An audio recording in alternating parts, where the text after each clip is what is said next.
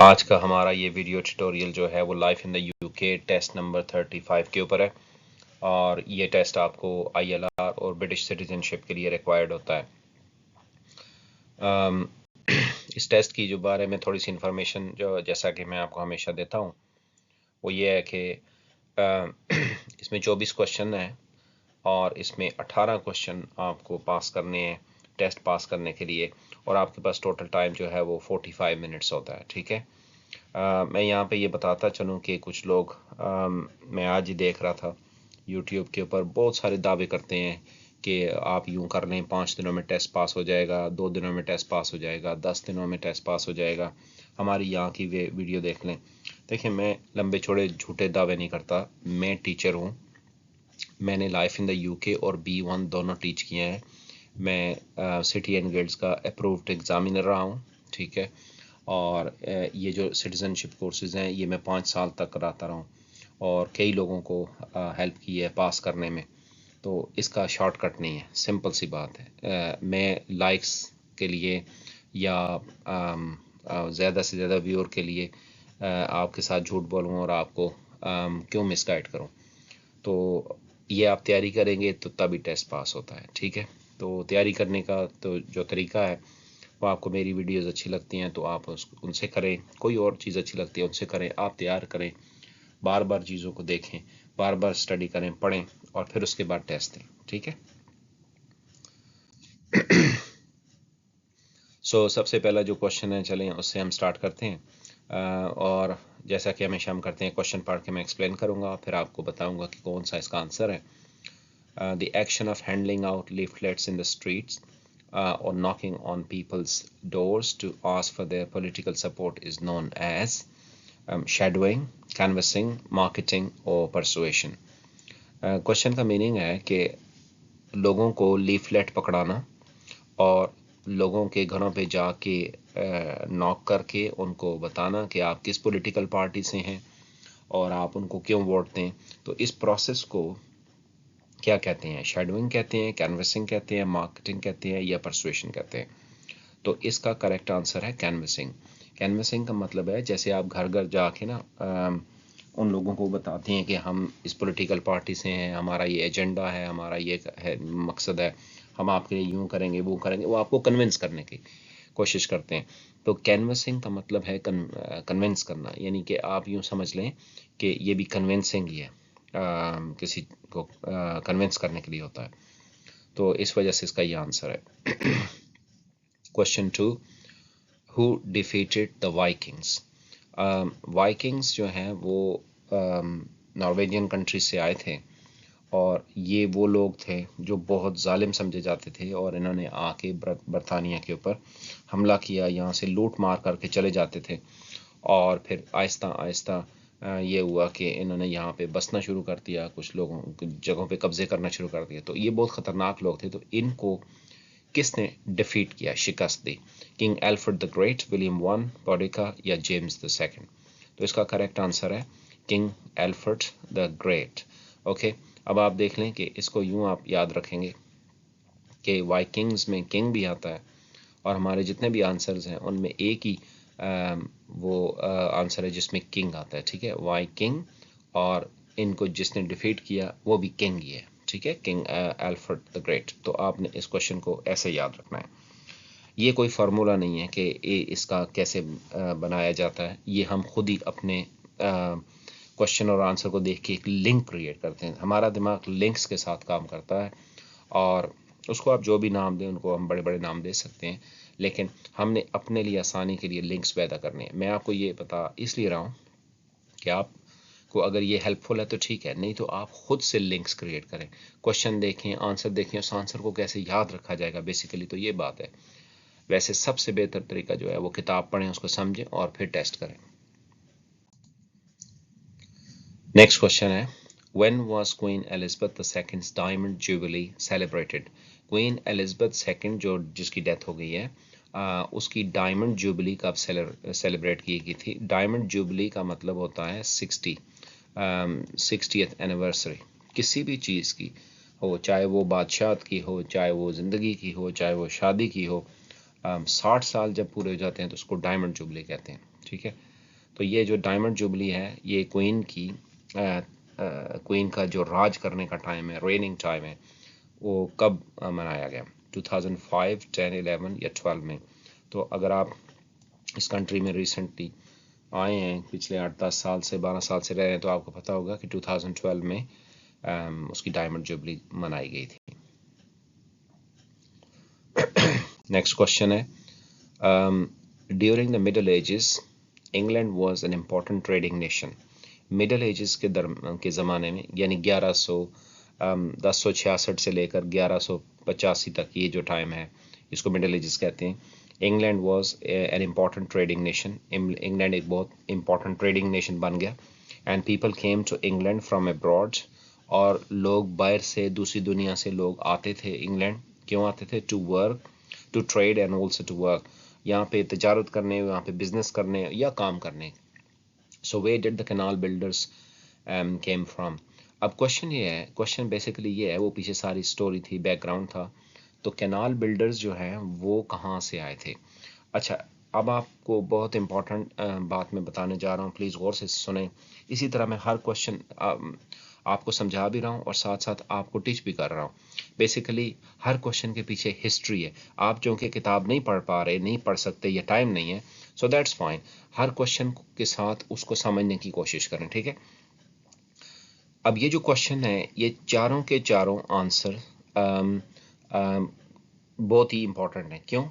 कि ये चार क्वेश्चन है। अब आप इस एक क्वेश्चन में 4 क्वेश्चन सीखेंगे, क्योंकि ये जो टाइम था ना मिडिल एजेस में, इसमें जो लाइफ इन द यूके की बुक है उसमें 4 तरह के लोगों का बताया गया है कि कौन लोग कहाँ से आते थे, कैनाल बिल्डर्स कहाँ से आते थे, इंजीनियर कहाँ से आए, ग्लास मैन्युफैक्चरर कहाँ से आए।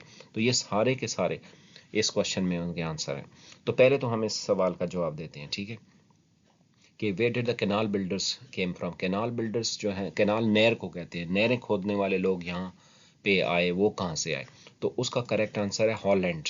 ओके, अब आप इसको यूँ समझें कि देखें, कैनाल जो होती है ना, कैनाल नहर होती है, नहर जो ज़मीन पे बनाई जाती है। तो ये जो कंट्री हॉलैंड है, इसके नाम के अंदर एक वर्ड है लैंड, ज़मीन, यानी लैंड ज़मीन को कहते हैं। तो हॉलैंड, तो आपने ये देख लेना है कि नहर ज़मीन पर बनाई जाती है, तो ऐसा कंट्री आपने चूज़ करना है जिसके नाम में नहर, ज़मीन हो, नहर हो, ठीक है। तो ये हॉलैंड हो गया। अब इसके साथ मैं आपको ये भी बता देता हूँ कि जर्मनी से कौन से लोग आए, ठीक है। जर्मनी से जो है ना वो इंजीनियर आए, सो हम ई एन जी में सिर्फ लिख देता हूँ। उसके बाद फ्रांस से वीवर्स आए, ठीक है। वीवर्स कहते हैं जो कपड़ा बुनने वाले लोग होते हैं, जिनको जुलाहा भी कहते हैं। और इटली से ग्लास मैन्युफैक्चरर आए, GM लिख देता हूँ खाली, ग्लास मैन्युफैक्चरर जिन शीशे का काम करने वाले। तो आपको ये मैंने बता दिया कि ये जो क्वेश्चन है, यहाँ पे कभी आपको क्वेश्चन सारी कहानी के बगैर भी आ सकता है कि where did the canal builders came from in England to England. तो और फिर क्वेश्चन ये भी आ सकता है, ये सारी कहानी के साथ, कि where did the weavers come from. और कभी कभी ये क्वेश्चन भी आता है कि ग्लास मैन्युफैक्चरर्स कहाँ से आए। या फिर कभी सवाल यूँ भी आता है कि मिडिल एजेस में ट्रेड या वर्क करने के लिए इंजीनियर किस कंट्री से आए, ठीक है। सॉरी, जर्मनी से कौन लोग आए या हॉलैंड से कौन लोग आए। तो उस सूरत में आपने उस स्किल का जवाब देना है जिस स्किल में वो लोग माहिर थे।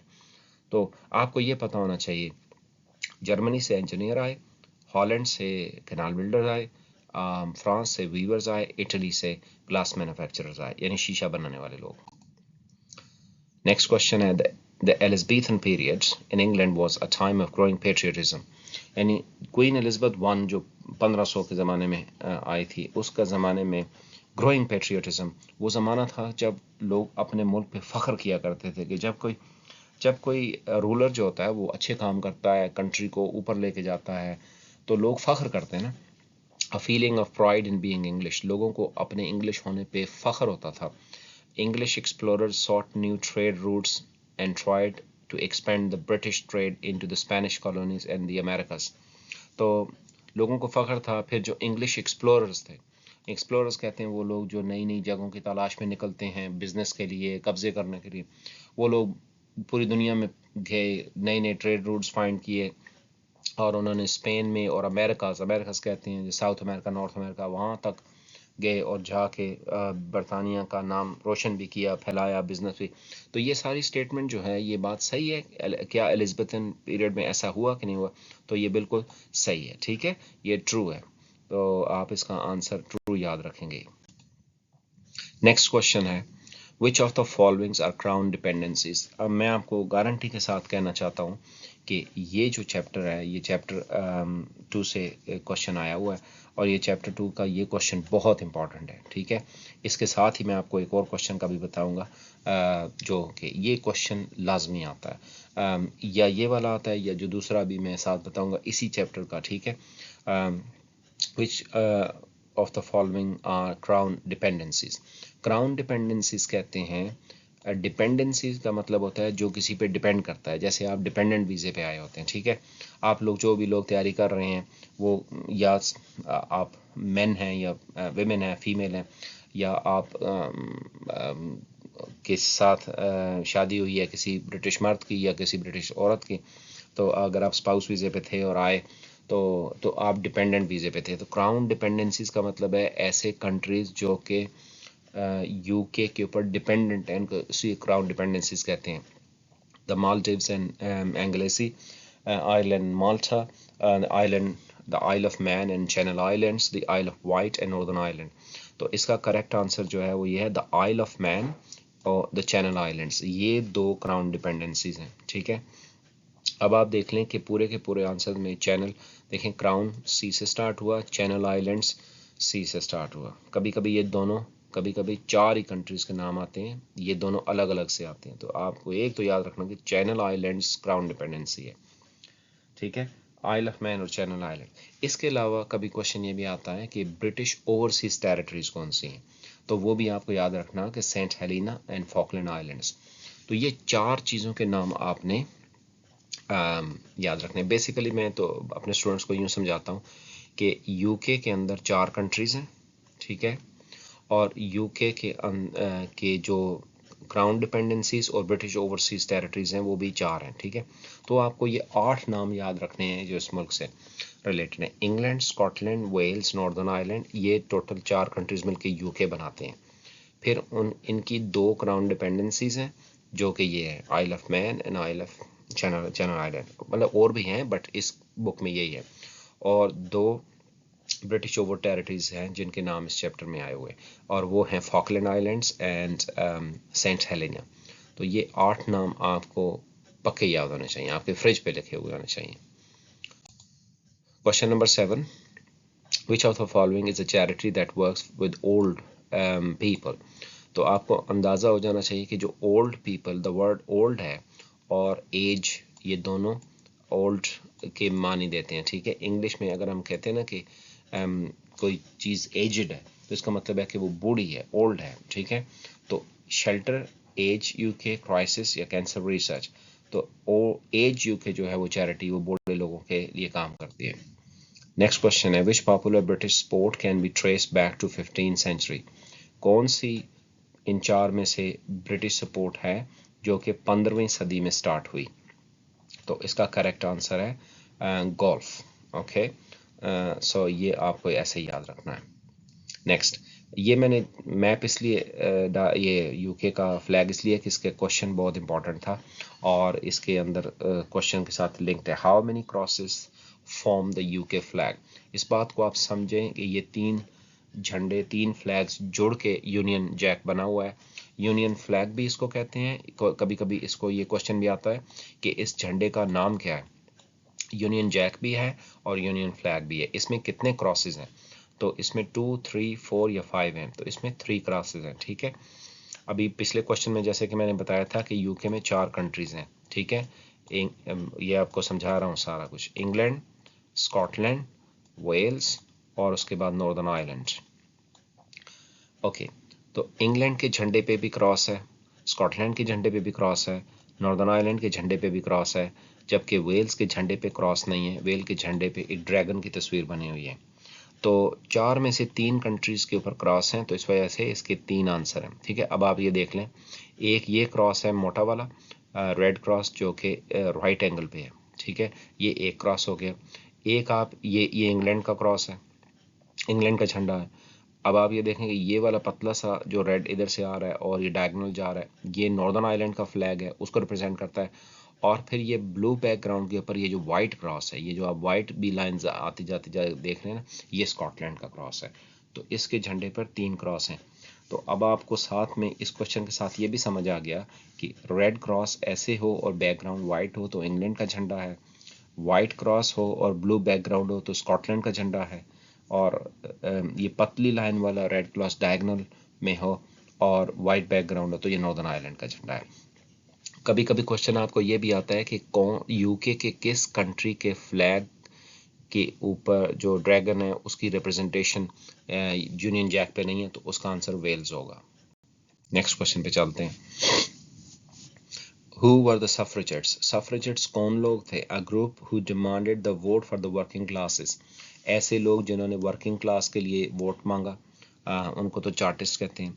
A group who used civil disobedience to gain the vote for women.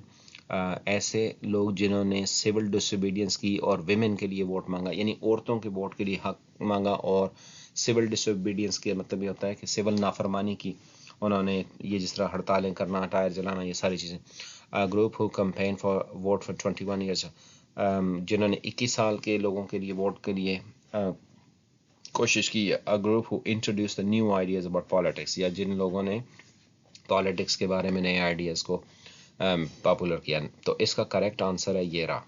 ठीक है, सफ्रेजेट्स कहते हैं उस ग्रुप को, वो पार्टी को जिन्होंने औरतों के वोट के लिए कोशिश की, हड़तालें की, रास्ते ब्लॉक किए।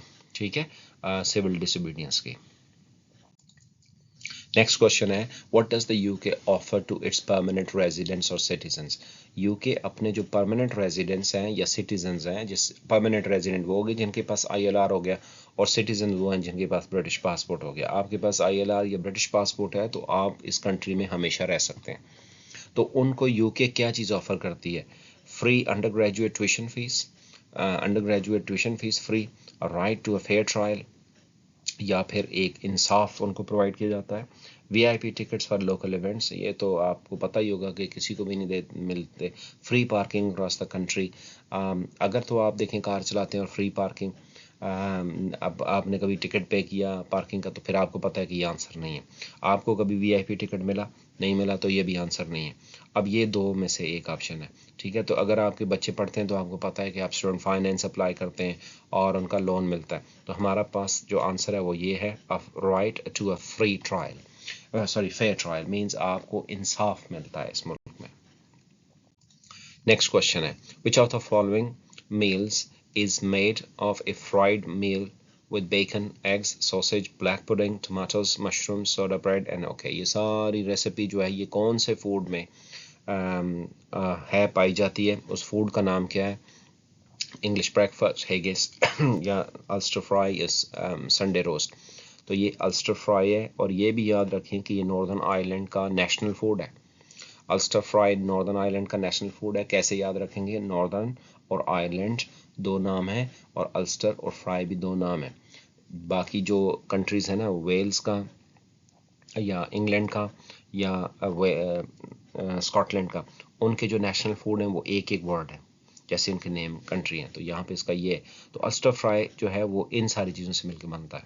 Next, what can living people donate that may help other people with injuries or illnesses? Choose two options. आप बताएं कि लिविंग पीपल, जिंदा लोग जो होते हैं, वो कौन सी दो चीज़ें डोनेट कर सकती हैं, दे सकती हैं? ब्लड, सलाइवा, किडनी और द लिवर। तो इसका करेक्ट आंसर है ब्लड और किडनी, गुर्दा और खून दिया जा सकता है। बाकी चीज़ें नहीं चाहिए होती हैं लोगों को। अगर किसी को एक्सीडेंट हो जाए और उसका ब्लड ज़ाया हो जाए या उसका किडनी फेल हो जाए तो ये दो चीज़ें ज़िंदा लोग डोनेट कर सकते हैं। तो ये इस मुल्क में भी कर सकते हैं, किसी भी जगह पे भी कर सकते हैं। नेक्स्ट क्वेश्चन है, where is the office of MPs located? ये जो MPs होते हैं, मेंबर पार्लियामेंट जिनको कहते हैं, जो लोग हाउस ऑफ कॉमन्स में बैठते हैं, उनके ऑफिस कहाँ पे होते हैं? 10 Downing Street, the House of Commons, House of Lords या बकिंगम पैलेस में? तो उनके ऑफिस होते हैं हाउस ऑफ कॉमन्स में। एमपीज हाउस ऑफ कॉमन्स में ही बैठते हैं, हर एक एमपी का ऑफिस वहाँ पे होता है। इसके अलावा उनका अपनी लोकल कॉन्स्टिट्यूंसी में भी ऑफिस होता है। Next, which two of the following statements is true with regards to magistrates and justice of peace JPs in England, Wales and Scotland? England, Wales और स्कॉटलैंड के अंदर मैजिस्ट्रेट्स और जस्टिस ऑफ पीस जो लोग होते हैं, इनके बारे में कौन सी दो बातें यहाँ से ठीक हैं? अच्छा, आपको ये भी बताऊं कि अगर आपने एक्चुअल एग्ज़ाम में दो ऑप्शन चाहिए हों और आपने एक ऑप्शन चूज़ करके आगे जा रहे हों, यानी नेक्स्ट पेज पे, तो वो आपको आगे जाने ही नहीं देगा जब तक कि आप दो ऑप्शंस चूज़ नहीं करते। तो इसका देख लें कि आंसर क्या है। They usually work unpaid. तो मैजिस्ट्रेट्स और जस्टिस ऑफ पीस जो होते हैं ये अनपेड वर्क कर रहे होते हैं। They do not legal qualification, उनको लीगल क्वालिफिकेशन की जरूरत नहीं होती। दे आर लीगली क्वालिफाइड, या वो कानून पढ़े होते हैं। दे आर पेड, और पेड भी होते हैं। सो इसके ये आंसर है, they are unpaid, they don't need any legal qualification. ये वॉलंटरी पोजीशन है, तो इस वजह से ये दोनों इसके लिए ठीक है। नेक्स्ट क्वेश्चन है, which of the following is a showcase of mainly theatre and comedy performances? ये इनमें से कौन सा, नीचे जितने भी ये नाम हैं, कौन सा ऐसा चॉइस है जो कि कॉमेडी और थिएटर परफॉर्मेंस की परफॉर्मेंसेस जिसमें होती हैं? द फ्रेंच, दिवाली, हैलोवीन और लेंट। तो इसका करेक्ट आंसर है द फ्रेंच। ये एक फेस्टिवल है जिसमें ये सारी चीज़ें होती हैं। Next question, which of the following days are public holidays in Scotland? Choose two option. दोबारा हमारे पास वो आ गया। स्कॉटलैंड में कौन से दो दिन पब्लिक हॉलीडे होता है? 1 जनवरी, 24 दिसंबर, 3 जनवरी या 2 जनवरी। तो ये याद रखें कि स्कॉटलैंड में 1 जनवरी और 2 जनवरी छुट्टी होता है। बाकी सारे यूके में 1 जनवरी, 1 जनवरी को न्यू ईयर डे होता है ना, तो उसको छुट्टी होता है, लेकिन स्कॉटलैंड में 2 दिन होती है। क्वेश्चन नंबर 18 है, the House of Commons is normally more independent of the government than the House of Lords. House of Commons House of Lords से ज़्यादा इंडिपेंडेंट है गवर्नमेंट के मामला के में, ठीक है। तो ये बेसिकली फॉल्स है। जो हाउस ऑफ कॉमन्स है वही तो गवर्नमेंट चलाता है, वो गवर्नमेंट से अलग कैसे रह सकता है? हाउस ऑफ लॉर्ड्स जो है उसका काम गवर्नमेंट चलाना नहीं है, उसका काम गवर्नमेंट की पॉलिसीज़ को चेक करना है कि वो ठीक है, वो यानी उनके ऊपर कोई इस तरह की जिम्मेदारी नहीं है कि गवर्नमेंट वो बाउंड नहीं है। तो हाउस ऑफ कॉमन्स तो बाउंड है क्योंकि वही तो गवर्नमेंट चला रहे हैं। क्वेश्चन नंबर 9 है, when was the Turing machine invented? सबसे पहले तो आप ये देखें कि ट्यूरिंग मशीन है क्या। ट्यूरिंग मशीन थी जो कि मैथमेटिकल कैलकुलेशंस करती थी, और ये बेसिकली एक इंसान के नाम पे बनी है जिसका नाम एलन ट्यूरिंग था, जो कि 1912 में पैदा हुआ और 1954 में मर गया। वो ब्रिटिश मैथमेटिशियन था। तो अब जब 1912 में पैदा हुआ और 1954 में मर गया, तो जाहिर है वो इसी टाइम के दौरान होगी, लेकिन 1920 में तो नहीं हो सकती। 12 में पैदा हुआ, 20 में कैसे उसने 8 साल में की एज में बनाया? सो 1930s में, 1940s में या 1950s में? तो करेक्ट आंसर है 30s में। ओके, आप कैसे आपको याद रहेगा मैं आपको बताता हूँ। देखिए, ट्यूरिंग मशीन टी से स्टार्ट होती है, ठीक है। 30s का ज़माना जो है, 30 की दहाई जिसको हम कहते हैं, 30s भी टी से स्टार्ट होती है। तो ट्यूरिंग मशीन जब बनी तो उस वक्त भी 30 का ज़माना चल रहा था। 19 सारों के साथ 19 ही है, लेकिन आप ये देखें 20s है, 30s है, 40s है। 30s टी, ट्यूरिंग टी, तो ये आप ऐसे याद रखेंगे। During which period were the House of Lords and House of Commons established? House of Lords और House of Commons, ये जिस तरह आज जो शेप है ब्रिटिश पार्लियामेंट की, ये किस ज़माने में बने? Middle Ages, Iron Age, the Roman invasion, Anglo Saxon invasion. तो ये मिडिल एजेस के ज़माने में बने हैं, ठीक है। नेक्स्ट क्वेश्चन है, what name is given to the period of time when Christians take time to reflect and prepare for Easter? जब क्रिश्चियंस या ईसाई लोग होते हैं वो ईस्टर की प्रिपरेशन के लिए, जब उससे पहले ईस्टर से पहले का जो टाइम होता है जिसमें वो ईस्टर की तैयारी कर रहे होते हैं, उस टाइम को क्या कहते हैं? और उस टाइम पे ये लोग रोज़े भी रखते हैं, क्रिश्चियंस रोज़े भी रखते हैं, उसको क्या कहते हैं? हैलोवीन, दिवाली, हनुका, आपको पता है हैलोवीन तो नॉन रिलीजियस है, दिवाली हिंदुओं का फेस्टिवल है, हनुका ज्यूश फेस्टिवल है, और लेंट इसका करेक्ट ऑप्शन है। ठीक है, reflect and prepare for the Easter, तो इसका लेंट ऑप्शन है। नंबर 22 क्वेश्चन है, in the new church of England created by Henry the eighth, who had the power to appoint bishops and order how people should worship। जब new church of England बनाया गया, Henry eight ने जब बनाया, तो उसमें bishop को कौन चूज करता था? चर्च का जो सबसे बड़ा लीडर होता है उसकी अपॉइंटमेंट कौन करता था? The pope, the king, the prime minister, the arch bishop of Canterbury. तो इसका आंसर है द किंग। किंग ने बेसिकली ये चर्च बनाया ही पोप के जिद में आके बनाया था, क्योंकि किंग को इसको शादी करनी थी दूसरी, पोप ने इसको इजाज़त नहीं दी, जो कैथोलिक चर्च का पोप था, रोम में बैठता था। ठीक है, द पोप, तो उसने कहा ठीक है फिर हम अपना चर्च बनाएंगे, खुद ही हम उसके बिशप्स भी अपॉइंट करेंगे। और वो ज़ाहिर है जब वो बिशप खुद अपॉइंटमेंट करता था तो वो तो उसकी मर्जी के फैसले दे रहे थे ना उसने। Next, in Wales, many people speak Gaelic, a completely different language from English, and it is taught in schools and universities। ये क्वेश्चन बहुत ट्रिकी है, इसका आंसर फॉल्स है, लेकिन अगर वेल्स की बजाय यहाँ पे स्कॉटलैंड आ जाए तो ये आंसर ठीक हो जाएगा। ये सारी की सारी स्टेटमेंट जो है वो गेलिक लैंग्वेज के लिए नहीं बल्कि वेल्श लैंग्वेज के लिए ठीक है। अगर यहाँ पे गेलिक की बजाय वेल्श होता तो ये ट्रू होता, क्योंकि वेल्स में वेल्श बोली जाती है, गेलिक नहीं बोली जाती, गेलिक स्कॉटलैंड में बोली जाती है। और हमारा लास्ट क्वेश्चन ये है कि how many years did Queen Victoria reign for? Queen Victoria ने कितने साल तक हुक्मरानी की? Only 2 years, almost 64 years, less than 2 years, almost 50 years। तो इसका करेक्ट आंसर है 64 years। क्वीन विक्टोरिया 1837 से लेकर 1901 तक तकरीबन क्वीन रही, जो कि 64 years है। तो ये हमारा आज का टेस्ट ख़त्म हुआ। आज थोड़ा सा टेस्ट लंबा हो गया, लेकिन उसमें ज़ाहिर है अच्छी बात हुई कि हमने आपको अच्छी तरह एक्सप्लेन किया। इस टेस्ट को बार बार देखें, सुने, रोक के समझें क्वेश्चन को, और फिर तैयारी करें। और इसी तरह बार बार तैयारी करें। जब आप समझते हैं कि जब आप प्रैक्टिस टेस्ट में 60 to 70 80% तक सही जवाब देंगे तो फिर आप रेडी हैं। कोई भी क्वेश्चन हो तो वो आप मुझसे पूछ सकते हैं। Okay, bye.